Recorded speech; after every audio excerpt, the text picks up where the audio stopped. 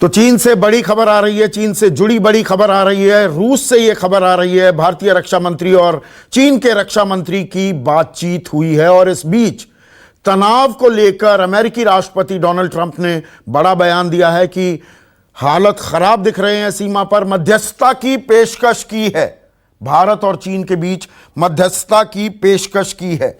मेरे साथ मेरे सहयोगी संजीव त्रिवेदी लगातार बने हुए हैं।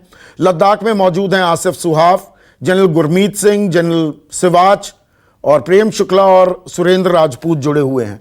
आसिफ, अभी आप क्योंकि ग्राउंड जीरो पर हैं, ताजा हालात क्या हैं? स्थिति तनावपूर्ण बताई जा रही है, यह देश के विदेश सचिव भी कह रहे हैं, अमेरिकी राष्ट्रपति भी कह रहे हैं। देखिए संदीप,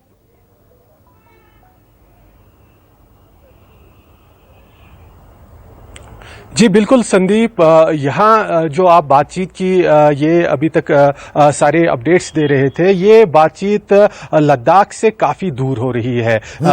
हालांकि चुशूल में भी एक ब्रिगेडियर स्तर की बातचीत पिछले 5 दिनों से लगातार चल रही है, लेकिन उसमें भी कोई यहाँ पर हल निकलता हुआ नजर नहीं आ रहा है। जो ग्राउंड पे सिचुएशन है वो काफ़ी ज़्यादा तनावपूर्ण है, जैसा कि आर्मी चीफ ने भी कहा, दूसरे आला अधिकारी भी कह रहे हैं। हमने कल यहाँ लेह में और लेह के आसपास के इलाकों में कुछ सेना के अफसरों के साथ बात की। हालांकि औपचारिक रूप से कोई भी कैमरे पर बात करने को तैयार नहीं है, लेकिन कुछ हमारे सूत्र, कुछ दोस्त हैं, उनसे हम कल मिले और हमने जाना कि किस प्रकार से यहाँ पर भारतीय सेना की तरफ से हर स्थिति से निपटने के लिए तैयारियां अपने चरम पर है, लगभग पूरी कर ली गई है। संदीप, ज्यादा नहीं बताते हुए केवल इतना मैं आपको बताऊंगा कि यहाँ जो बैकअप फोर्स है, 2 टायर, 3 टायर, 4 टायर, वो सारी तैयार रखी गई है और जो लाइन ऑफ एक्चुअल कंट्रोल के फॉरवर्ड इलाके हैं वहां पे नए इंफ्रास्ट्रक्चर के साथ नई तैनाती हो चुकी है और दोनों तरफ से आर्टिलरी भी इस समय एक दूसरे के आमने सामने लगी हुई है। जी संदीप। और संजीव, एक और बड़ी खबर देखिए, बातचीत की पेशकश की, खुद चीन अब बातचीत करने को तैयार है, लेकिन उसके बावजूद जो अरुणाचल से खबर आ रही है वो बहुत ही गंभीर है। जो कांग्रेस के विधायक ने आरोप लगाया कि सीमा पर से पीपल्स लिबरेशन आर्मी, आसान भाषा में कहूं चीनी सेना, 5 युवकों को उसने अगवा कर लिया है। यह अपने आप में एक बहुत गंभीर मसला है, बड़ी खबर है ये।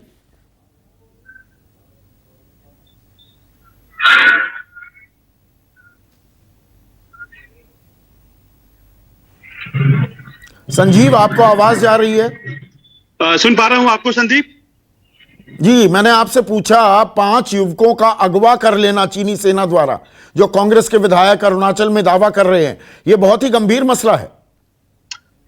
जी हाँ, देखिए, इसके ऊपर जाहिर है कि भारतीय विदेश मंत्रालय की तरफ से प्रतिक्रिया दी जाएगी और पूरे मामले की छानबीन की जा रही है इस वक्त, और ऐसा क्यों किया गया है और आखिर वो लड़के क्या कर रहे थे जिस कारण से ऐसा किया गया है। क्या भारतीय सीमा में प्रवेश कर गए थे चीनी जिन्होंने हमारे लड़कों को उठाया है? ये तमाम ऐसे प्रश्न हैं जिनका जवाब अभी आना बाकी है, लेकिन वहां के विधायक, वहां के सांसद, वहां की स्थानीय मीडिया लगातार इन सवालों को उठा रही है। पर सवाल यहाँ ये भी है कि चीन का जो बर्ताव है संदीप, वो अपने आप में कितना संदिग्ध है। देखिए, जो अरुणाचल की घटना है उसे आप जोड़कर देखिए पूर्वी लद्दाख से, और आप पाएंगे कि जब हम एक तरफ बातचीत कर रहे थे चीनियों से और हमारी डिप्लोमेटिक स्तर की बातचीत, मिलिट्री स्तर की बातचीत हो रही थी, उसी वक्त उन्होंने 29 तारीख को और 30 तारीख की रात को दक्षिण किनारा जो पैंगोंग त्सो लेक का है वहां घटना को अंजाम दिया। इतना ही नहीं, बार बार बैठक के लिए अनुरोध किया भारत से। चीन की तरफ से बार बार अनुरोध आया कि रक्षा मंत्री हमारे हैं, उनसे बात कीजिए। मॉस्को में भारत के रक्षा भी मंत्री भी मौजूद हैं और ऐसा हुआ भी, लेकिन बातचीत में जो नतीजा सामने आया है वो हमारी तरफ से आधिकारिक रूप से अभी बोला जाना बाकी है, लेकिन आधिकारिक तौर पर चीन की तरफ से कह दिया गया है कि जिम्मेदारी भारत की थी, भारत ने ही जमीन हथिया लिया है और हम भारत से कहते हैं कि वो हमारी जमीन छोड़ दे, हमारी सेना। इस बात को, ये बहुत ही अहम बात आपने उठाई है संजीव, इस नुआंस को कैसे समझा जाए? एक तो बातचीत की पेशकश चीन खुद करता है, और फिर बातचीत में जो चीन की तरफ से आधिकारिक बयान आया जिसका आपने जिक्र किया, वो कह रहा है नहीं, भारत ने घुसपैठ की है। इन दोनों बातों को कैसे आप एनालाइज करेंगे? देखिए, इसका सीधा मतलब ये हो जाता है संदीप कि जो बातचीत है ना, वो बातचीत अपने आप में स्ट्रैटेजी का पार्ट है। बातचीत सोल्यूशन के लिए नहीं करता है चीन। बातचीत दरअसल उसकी रणनीति का एक हिस्सा है, और वो रणनीति ये है कि धीरे धीरे अपने आप को सामने वाले की जमीन पर काबिज करते चले जाना है। देखिए, डिसएंगेजमेंट की बात हो रही है, आप भी जानते हैं कि जो डेप्सांग का इलाका है या फिर गोगरा है, उन्हें पीछे हटना है अभी, और खासतौर पर पेंगोंगसो के इलाके में जिस तरह से वो बने हैं, हालांकि अब हमारी स्थिति मजबूत है वहां पर, लेकिन उन्हें फिंगर एट पे वापस जाना है। लेकिन वो सब बातें छोड़कर वो ये कहना शुरू कर देते हैं बातचीत में कि आप हमारे इलाके में घुस आए हैं। ये समझना पड़ेगा कि बातचीत का रणनीतिक इस्तेमाल वो करते हैं। अब देखिए, 10 तारीख को फिर से विदेश मंत्री हमारे मॉस्को जा रहे हैं, शंघाई चाइनीज कोऑपरेशन की जो मीटिंग है वहां पर, शंघाई कंट्रीज। अब उसमें एससीओ की बैठक में फिर से यही बात, विदेश मंत्री भी हमसे मिले, विदेश मंत्री के मंत्रालय के लोगों से ये कहा जा रहा है, और एक मीटिंग भी फिक्स हो गई है। लेकिन उस मीटिंग से हल क्या निकलेगा, इस बात की गुंजाइश अभी से नहीं लग रही है, क्योंकि जो पृष्ठभूमि है वो अपने आप में इस तरह का संदेश नहीं देती। बिल्कुल, और इसीलिए हम अपने चैनल पर हम सरलीकरण नहीं करते हैं। जो पेंच हैं इस बातचीत में भी हम हर पेंच को खोलने की कोशिश करते हैं, तह तक जाने की कोशिश करते हैं। तो प्रेम शुक्ला, ये बड़ा आसान हो जाता है ये कह देना, देखिए चीन डर गया, चीन ने बातचीत की पेशकश की। बातचीत भी कर रहा है चीन, और अरुणाचल से खबर यह भी आती है कि 5 हमारे युवक अगवा कर लिए गए हैं। तो ये चीन को समझाना, इसको ठीक करने में थोड़ा अभी वक्त लगेगा, दबाव लगातार बनाए रखना पड़ेगा। ये किसी के शीर्षक हो सकते हैं, लेकिन भारतीय राजनय का अंग नहीं है। ना भारतीय राजनय की तरफ से कभी ये इस तरह का दावा किया गया है। भारतीय राजनय की तरफ से लगातार यही बात की जा रही कि एलएसी पर स्थिति गंभीर बनी हुई है, हम अप्रैल के पहले वाली स्थिति वहां चाहते हैं। चीन ने स्थितियों को परिवर्तित करने का प्रयास किया है, और हम उस पर पूरी तरह से दबाव बनाएंगे, क्योंकि राजनयिक दबाव बनाएंगे, क्योंकि हम शांति में विश्वास रखते हैं। हम चाहते हैं कि हमारे पड़ोसियों के साथ सौहार्द बने रहे, लेकिन पड़ोसी विस्तारवाद करता है और हमारी सीमा में अतिक्रमण करता है, हम उसको बिल्कुल बर्दाश्त नहीं करेंगे। तो ऐसी स्थिति हमारे पास जितने भी विकल्प होंगे, सारे विकल्प खुले रहेंगे।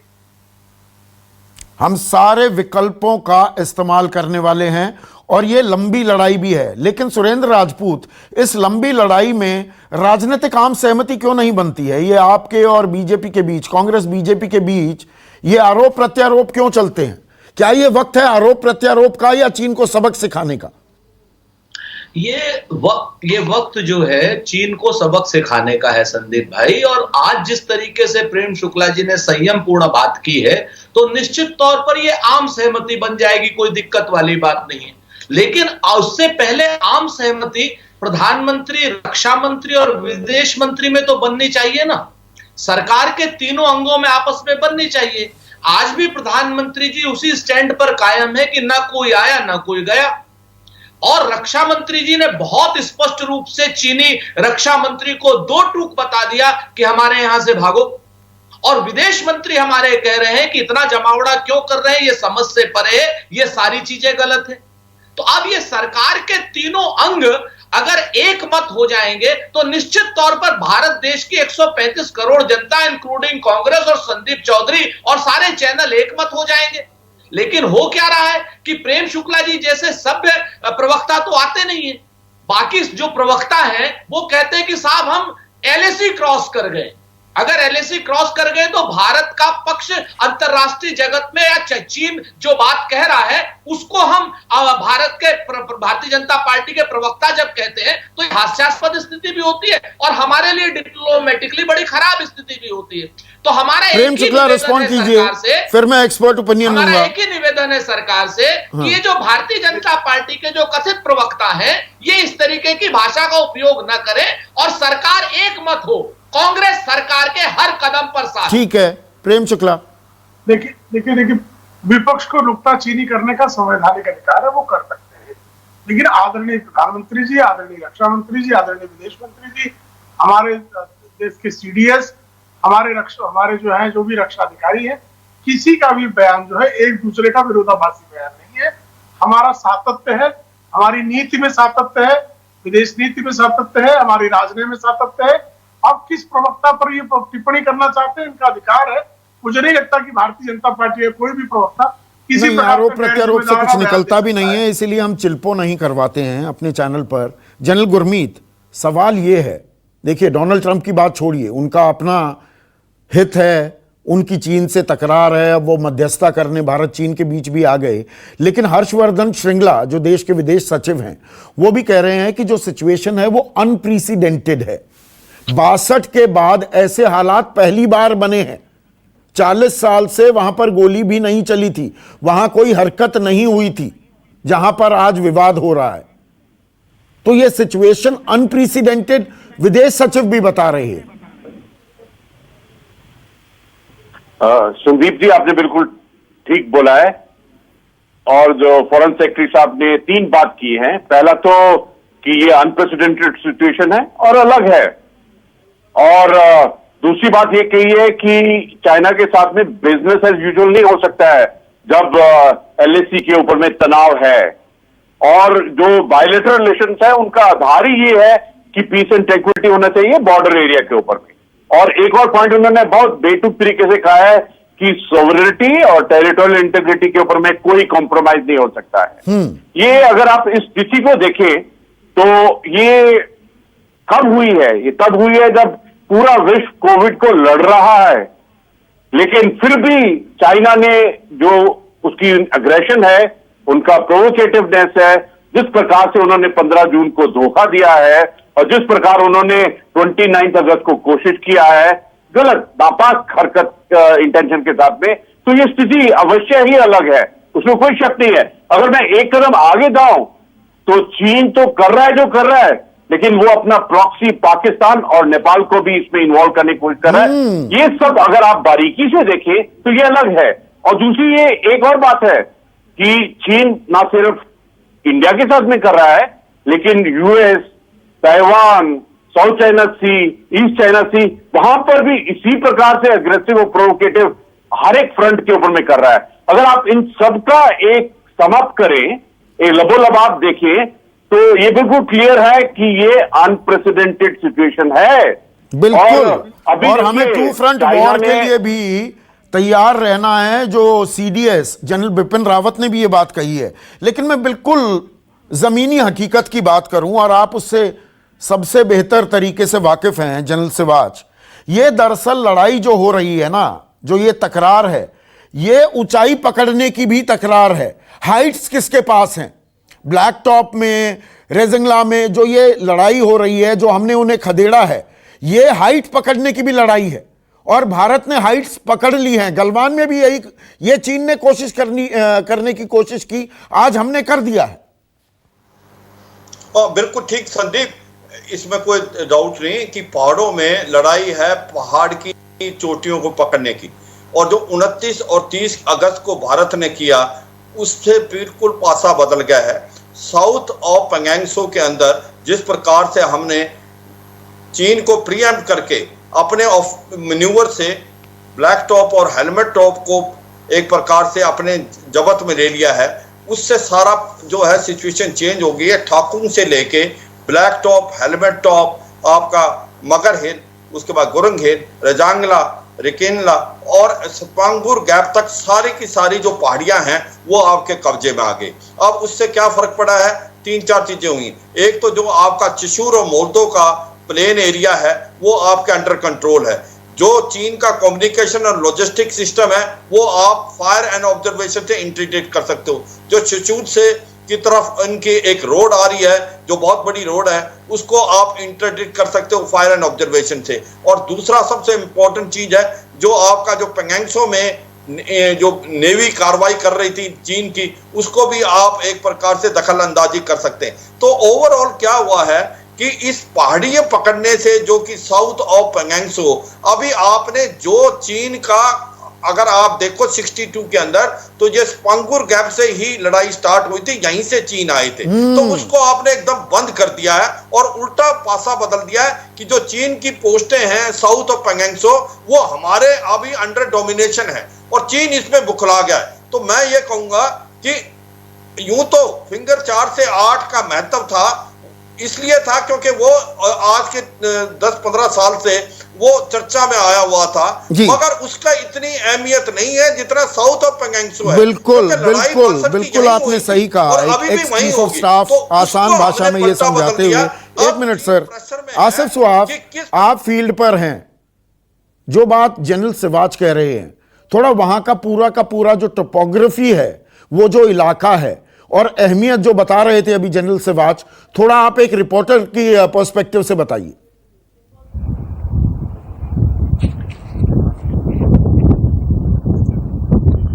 देखिए, ये जो शुरुआत मिड जून में हुई थी यहाँ से गलवान घाटी में, वहाँ तब चाइना की कोशिश थी कि वो गलवान की उन ऊंची पहाड़ियों पर कब्जा जमाने के बाद जो DSDBO रोड, दरबुक शोक दौलत बेग ओल्डी रोड है, उस पर नजर रखे। वहाँ तो उसे उसी समय मुंह खाने पड़ी। उसके बाद संदीप 2.5 महीने का समय लिया भारतीय सेना ने, स्पेशल फोर्सेस ने, सारी चीजों को अपने अपने कंट्रोल में लाने के लिए। आपको ये देखना होगा कि किस प्रकार से भारतीय सेना ने सारी तैयारियां की। जैसे फिंगर 4 के इलाके में चीन बैठा हुआ था, वहां से हटने का लगातार नाम नहीं ले रहा था। हालांकि कई दौर की बातचीत भी चली, टॉक्स में एंगेजमेंट भी होती रही, लेकिन इस दौरान भारतीय सेना ने भी अपनी रणनीति जारी रखी और उसका परिणाम हमने 29 और 30 अगस्त की रात को देखा। जैसे ही भारतीय सेना की खुफिया एजेंसीज ने यह हिंट दिया कि किस प्रकार से चीनी सेना अब इस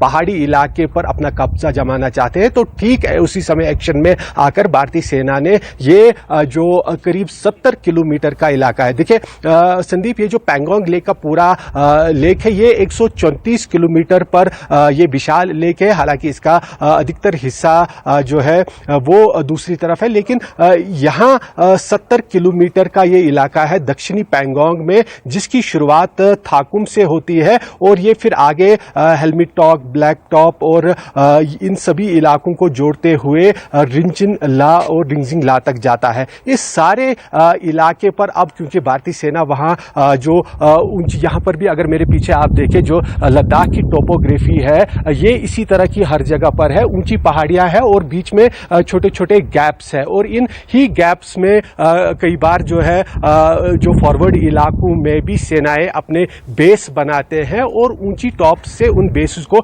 सिक्योर किया जाता है। इसी तरह से यहां फिंगर 4 के इलाके में चुशूल से आके मोल्डो में चीनी सेना का बहुत बड़ा कैंप है और उस कैंप पर अब भारतीय सेना की बिल्कुल साफ नजर है, वो अंडर ऑब्जर्वेशन है, अंडर टारगेट है, क्योंकि ब्लैक टॉप, हेलमिट टॉप, ये सारे इलाके अब भारतीय सेना के बेस बने हुए हैं। वहां पर भारतीय सेना ने अपनी पूरी जो मजबूती है वो बना ली है। और साथ ही साथ संदीप, जो फिंगर 4 का भी नॉर्थ पैंगोंग का इलाका है, यहां पर भी जो पहाड़ियां हैं वो अब भारतीय सेना के पास है, उन्होंने वहां पर अपनी डोमिनेशन कर दी है। एक तरह से आप समझने के लिए मैं केवल इतना कहूंगा, जहां पर मैं मौजूद ही इसके चारों तरफ जो आप पहाड़ियां देखते हैं, ये सारी पहाड़ियां मान लीजिए आप भारतीय सेना के पास है, और जहां बीच में मैं खड़ा हूं यहां पर चीनी सेना इस फिंगर इलाके में मौजूद है। यानी मैं चारों तरफ से ऑब्जर्वेशन में, चीन जो है वो चारों तरफ से भारतीय सेना की ऑब्जर्वेशन में है, टारगेट में है। और एक बहुत ही बढ़िया आसिफ, जो आपने बड़ी आसान और सीधी सादी ऐसे गैप इस इलाके में, बड़ी ही आसान सीधी सादी सरल भाषा में और इलाका समझाते हुए चीन के पेट में दर्द क्यों हो रहा है। हाइट्स हमने अपने कब्जे में ले ली हैं, जो चीन की फिराक थी, चीन की जो मंशा थी। अब एक और जो बड़ी खबर आ रही है उसको भी फ्लैश कीजिए दोबारा से। ट्रंप जो मध्यस्थता की बात कर रहे हैं, ट्रंप कह रहे हैं कि मैं मध्यस्थता के लिए तैयार हूं, LAC पर जबरदस्त तनाव है। तो इस बात के मायने क्या निकाले जाएं? संजीव, अमेरिका और चीन का तनाव तो सारी दुनिया जानती है, ट्रेड वॉर कोविड से भी पहले चल रहा था, और अब भारत और चीन के बीच मध्यस्थता करने को ट्रंप तैयार हो रहे हैं। इसके मायने क्या निकाले जाएं? मध्यस्थता क्यों? वो सीधा क्यों नहीं कहते कि हम भारत के साथ हैं, चीन के नापाक इरादे हैं? इसको थोड़ा समझाइए। देखिए, ट्रंप की जो भी बातें अभी सामने आ रही हैं उसे 3 नवंबर को होने वाले चुनाव के साथ जोड़कर देखने की जरूरत है। संदीप, आप जानते हैं चीन और अमेरिका की अपनी तकरार है और उसकी अपनी वजह हैं, लेकिन भारत को उसमें शामिल कर लेना कहीं ना कहीं ये ट्रंप की उस बड़ी राजनीतिक कोशिश का हिस्सा हो सकती है जिसके तहत जो भारतीय वोट है अमेरिका में उसको अपनी तरफ किया जा सके। ये इस तरह के बयान हैं जो कि शायद पब्लिकली देकर के बहुत ज्यादा हासिल नहीं होंगे। और रहा सवाल मध्यस्थता का, तो बड़ी अच्छी तरह से जानते हैं ट्रंप के हमें किसी तीसरे देश की मध्यस्थता की जरूरत नहीं है, पाकिस्तान के मामले में वो जान चुके हैं। तो एकमात्र ऑप्शन जो अमेरिका के पास है वो हमारे साथ खड़े होना है। हाँ। और ये भी बताया जाता है संदीप के नवंबर के पहले एक लिमिटेड एक्शन साउथ चाइना सी में हो सकता है, क्योंकि जो पॉपुलैरिटी है फिलहाल ट्रंप की वो जो बाइडेन से कम है, जो उनके प्रतिद्वंदी हैं, तो जाहिर है अपने पॉपुलैरिटी को उठाने के लिए, शोर अप करने के लिए एक एक्शन होगा, इस बात की कल्पना की जा रही है। ऐसे में भारत को क्या फायदा होगा इस तरह की बातों से, ये तय करना पड़ेगा। लेकिन ये जरूर है कि चीन इस बात से घबराता है अगर भारत के पीछे अमेरिका नजर आता है। तो भारत के पीछे अमेरिका नजर आ रहा है क्या प्रेम शुक्ला, अगर आप मेरी आवाज सुन पा रहे हैं तो? भारत को चीन के साथ अपने संबंधों में, द्विपक्षीय संबंधों में अमेरिका के साथ की उतनी दरकार नहीं है जितनी दरकार साउथ चाइना सी के उनके आसपास के लोगों को है जो चीन से लड़े पड़े हैं। साउथ चाइना सी में जो लोग लड़ रहे हैं उनको अमेरिका की ज्यादा आवश्यकता है। देखिए, आपके संवाददाता त्रिवेदी जी भी, संपादक महोदय, यही कह रहे हैं कि साउथ चाइना सी में लिमिटेड एक्शन हो सकता है। जहां तक भारत का संबंध, भारत एलएसी पे सामरिक तौर पर चीन से निपटने में समर्थ और सक्षम है। इसके हाँ, लेकिन अंतर्राष्ट्रीय स्तर पर जिस तरह से अमेरिका का बीते दिनों का बयान रहा है, उनके विदेश सचिवालय का जिस तरह से बातें रही हैं, वो ये स्पष्टता से दिखाती कि चीन यहाँ तक नहीं, अमेरिका सीधा क्यों नहीं कहता कि चीन दखलंदाजी कर रहा है, विस्तारवादी चीन है, हम भारत के साथ है। मेरा सवाल ये है। नहीं, अच्छा सवाल है आपका। देखिए, वहां पर अमेरिका का विदेश मंत्रालय ये बार बार कह रहा है कि वहां जो हिमालय में चीन की तरफ से विस्तारवादी नीतियां, ये अमेरिका का विदेश मंत्रालय एक बार नहीं बारंबार ये स्पष्ट रूप से कह चुका है। एक बात। दूसरी बात इसमें यह है कि अमेरिका भारत के समर्थन से ज्यादा, जो बिडेन तक वहां जो विपक्ष के प्रतिद्वंदी है, वो भी तिब्बत के मामले में वो मुखर होकर कह रहे हैं कि अगर हम सत्ता में आए तो हम तिब्बत की संप्रभुता को लेकर लड़ाई लड़ेंगे। यहां तक बातें वहां हो रही हैं। तो चीन के समर्थन में अमेरिका का मानस नहीं है, ये स्पष्टता से दिखाई दे रहा है। लेकिन भारत को किसी पर परावलंबी रहने की आवश्यकता नहीं है। बिल्कुल। जनरल गुरमीत, पर सीधे सीधे क्यों नहीं बोल रहा है अमेरिका? डोनाल्ड ट्रंप ये क्यों नहीं कहते कि चीन ने विस्तारवाद किया है, चीन ने दखलंदाजी की है, चीन ने घुसपैठ की है, चीन को वापस जाना होगा? वो मध्यस्थता की बात क्यों कह रहा है? संदीप सर, आपने बिल्कुल ठीक कहा है। देखिए, ये ट्रंप साहब ने जो कहा है ये अमेरिकन इंग्लिश में कहा है। उन्होंने सिचुएशन के बारे में कहा है कि India China border situation very nasty, और चीन के बारे में कहा है China is going at it, और अपनी तरफ से उन्होंने जो कहा है वो कहा है love to get involve and I stand ready. ये उनका कहने का एक अंदाजा है, लेकिन खास बात यह है कि उन्होंने पहली बार तो ऑफर नहीं किया है। पाकिस्तान के बारे में भी कहा था, चीन के बारे में पहले कहा था। ये होता है एक इंडिविजुअल लेवल के ऊपर में, लीडर के लेवल के ऊपर में अपने आप को पोस्चर करना, कहना कि मैं कर सकता हूं ये बात। लेकिन एक बात बिल्कुल क्लियर होना चाहिए, ये जो लड़ाई है, ये जो चैलेंज और कॉन्फ्लिक्ट है, भारत को खुद ही करना पड़ेगा। अपने ही स्ट्रैटेजिक कैपेबिलिटी, अपना जो स्ट्रैटेजिक ऑटोनॉमी पे करना पड़ेगा।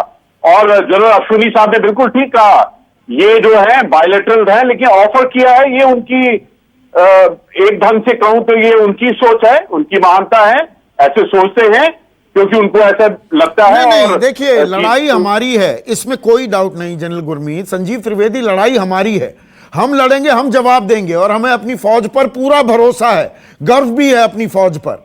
लेकिन देखिए, अंतर्राष्ट्रीय पटल पर एक जो माहौल बना हुआ है, उसका फायदा भी हमें उठाना है, अपने हित भी साधने हैं और दबाव बनाना है चीन पर। तो कई देशों को, बड़े देशों को मुखर होकर भारत को अपने साथ लाना होगा। यह भी एक कूटनीतिक चैलेंज है। देखिए संदीप, इस बात को तो बहुत ही स्पष्ट तरीके से समझना है कि लड़ाई तभी जीती जाएगी जब हम ऊपर से जियो स्ट्रेटेजिक पिक्चर जो है पूरे विश्व का उसे देखेंगे और हम उन कमियों पर काम करेंगे जो चीन को परेशान करती हैं। आज की तारीख का जो चीन है वो केवल भारत के साथ झगड़ा कर रहा हो ऐसा नहीं है, उसके अंदर की स्थिति देख लीजिए। चाहे बात इनर मंगोलिया की हो तो वहां भी लोग चीनी सरकार के विरोध में हैं। ताइवान की संप्रभुता को खत्म करने की कोशिश में लगा चीन उसके भी खिलाफ खड़े हैं। तिब्बत में लगातार प्रदर्शन हो रहे हैं, सिंकियांग में प्रदर्शन हो रहे हैं। हांगकांग के प्रदर्शन के बारे में किसी को बताने की जरूरत नहीं है। तो ये आंतरिक कमजोरियां हैं। साउथ चाइना सी में जितने भी देश हैं वो सब चीन के खिलाफ लामबंद होकर खड़े हैं और उनके पीछे अमेरिका खड़ा है और इस परिदृश्य में भारत को एक्ट करना है। तो जाहिर है भारत का तालमेल अमेरिका और उस जैसे देशों से बहुत जरूरी है और ये बात चीन को डराती भी है। और आप उनके सरकारी अखबार ग्लोबल टाइम्स को अगर बारीकी से पढ़ें तो ये सारा डर जो चीन का है वो जाहिर भी होता रहता है। और ऐसे में आज स्ट्रैटेजिक एडवांटेज है इंडिया का, खास तौर पर अगर हम विश्व परिदृश्य और चाइना की स्थिति देखें तो ये कहना गलत नहीं होगा। तो चीन जबरदस्त दबाव में है सुरेंद्र राजपूत, ये बात अब तय है। लेकिन विश्व स्तर पर, अंतर्राष्ट्रीय स्तर पर हम जितने लोगों को अपने साथ ले सकें, यह भी एक चुनौती है हमारे सामने। देखिए संदीप भाई, यहां पर दो बातें बड़ी स्पष्ट है। बात नंबर एक कि हमारा जो ताकत है उससे हम चीन को ओवर पावर करेंगे, उसकी विस्तारवादी नीति को रोकेंगे। और दूसरी बात, अमेरिका का ट्रेड वॉर है, अमेरिका का बॉर्डर डिस्प्यूट नहीं है। तो अमेरिका अपने ट्रेड वॉर को हमें मोहरा बना करके सेटल करना चाहता है, जो हमारे लिए बिल्कुल भी स्वीकार्य नहीं है।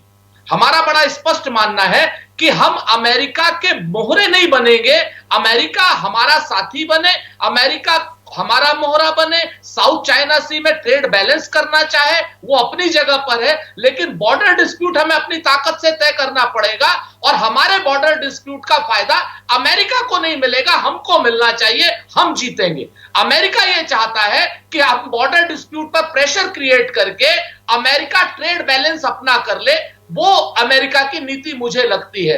दूसरी बात, ज्यादा से ज्यादा अंतरराष्ट्रीय ताकतों को, चाहे वो रूस हो, चाहे वो फ्रांस हो, चाहे वो इंग्लैंड हो, चाहे वो ऑस्ट्रेलिया हो, इनके साथ हमें क्लोज कोऑपरेशन करना होगा। वियतनाम पर, कंबोडिया पर, कंपूचिया पर, जापान पर, इन पर हमें जो हमारी लुक ईस्ट पॉलिसी थी जो डॉक्टर मनमोहन सिंह की थी, उसको हमें ताकतवर तरीके से लागू करना होगा, तभी हम ये काम कर पाएंगे। बिल्कुल, यहां पर सारे राष्ट्र जो हैं वो अपने हित साध रहे हैं। लड़ाई हमारी है, लड़ाई हमने लड़नी है, हम सक्षम हैं, हमें अपने हित साधने हैं। ये नहीं कि हम किसी का मोहरा बन जाएं या साइड शो बन जाएं। ये भी हमें देखना होगा जब हम ये ताल ठोकते हैं। हम चीन को जवाब दे रहे हैं, वो हमारा काम है। जितने लोगों को साथ ले सकें वो भी हमारे सामने एक चुनौती है। आप सभी का बहुत बहुत शुक्रिया।